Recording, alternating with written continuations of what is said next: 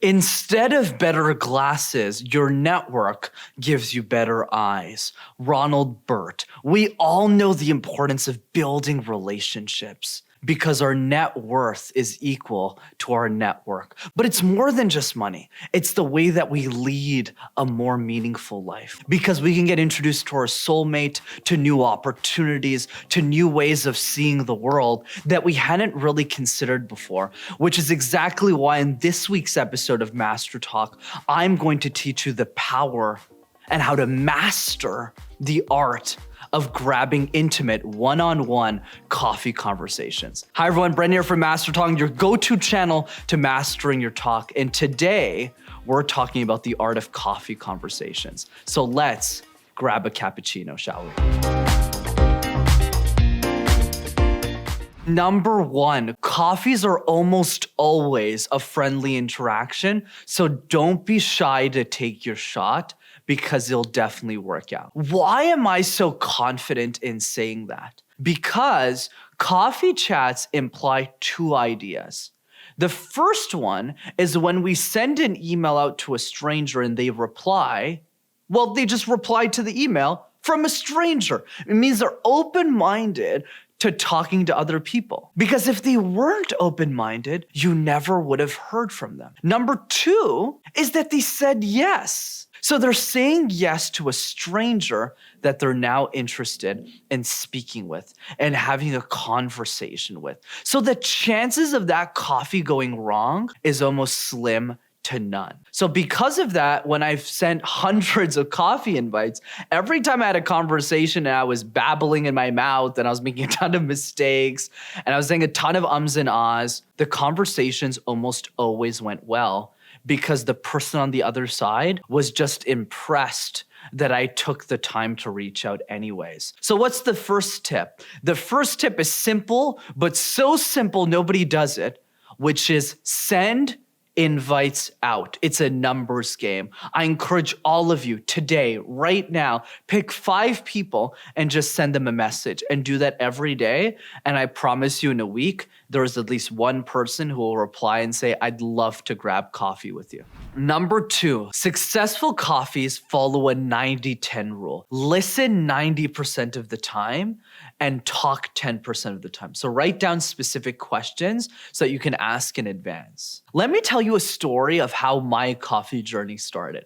I was 19 years old in my first semester of business school. I had no money. My parents were factory workers. I knew nobody in the business school. I had no network. And on top of that, I had an oversized suit that I wore from prom from Sears because I didn't have anything better. That pretty much summarizes my journey in university. And somebody told me in my first semester that, Brendan, if you want to be successful in accounting, you need to work for one of the big 4 accounting firms, PricewaterhouseCoopers, EY, KPMG, or Deloitte. And I looked at the person, I said, okay, how do I meet these people? And I didn't really know how to stand out. So the only option that I saw for myself was send cold emails to these executives because that's pretty much the only solution I saw. So I started sending these emails and I remember one of those conversations really vividly. And let's call this person John, and he worked for one of the big 4. And I show up to John's office. I'm sitting down and I was so nervous that I was holding a book, Ray Dalio's Principles, just to show the person that I read and that I was smart, even if I wasn't reading the book at all. And John approaches me, this really tenured executive, who's the global head of tax for the entire country. And you know what he asked me? How was your summer? And I looked at the guy and I said, executives talk about summers? And we had the best conversation. And he told me about his life and how he got started. And I just listened 90% of the time. And at the end of that conversation, he said, you know what, kid? I really like you. Let me recommend you to the company. And I ended up working for one of the big 4 accounting firms because of that. So what's the point of the story? The point is just the fact that I asked the person for a coffee impressed them. They looked at me and they said, the reason why I wanted to talk with you, Brendan, and why you're already impressive to me is because nobody ever reaches out. Nobody reaches out to me. And you're the only person that did. So I wanted to meet you to see who is that confident kid who wanted to talk to me. And that's why I encourage you guys to prepare questions and to send coffee invites, because you never know what's going to happen. Number 3, have a specific goal in mind when reaching out for the coffee so that you get the best results. At the end of the day, you need 2 key outcomes. 1, to get the answers you're looking for from the coffee, and 2, to make sure you're not wasting the other person's time. That's why the goal and the intention of your coffee is so important. In my case, earlier in my career, it was job opportunities. So I was very specific. Hey, I'm reaching out to learn more about your experiences at KPMG, at EY, at X company. And the person on the other side understood the intention and said, oh yeah, I'm happy to help you with that. But if the goal is confusing and it says, hey, I just want to meet you. For what? Why? What's the purpose? The chances of them saying yes goes down dramatically. And I'm not saying every coffee needs to have a very, very specific goal, because there's so many times I've reached out to people just to have an informal chat with them.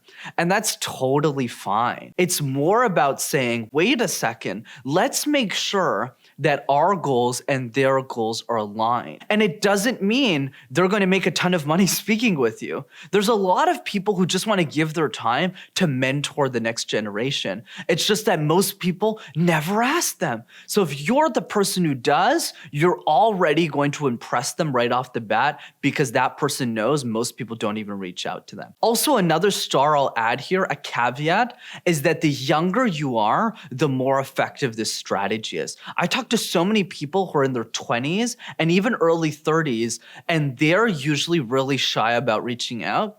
And I always encourage them to do that more often than not. And the reason is because the executive is more likely to meet you, because they know when they're talking to a 20-year-old student that that student wants nothing from them besides maybe a job, but that's it. That's why a lot of these executives at the Big Four met me, because they were just fascinated by a 19-year-old kid who was sending these emails to all these executives. They wanted to meet who that person was. And that's really the secret to being a master coffee getter. If there's one takeaway you get from this conversation, it's this: the power of asking. If you don't ask, you're 100% certain to get nothing. That's why I encourage you to ask for that coffee, because it is a numbers game. If you send enough requests, trust me, somebody is going to say yes. And that's really the secret, not just with coffees, but even dating or really anything that you do in your life.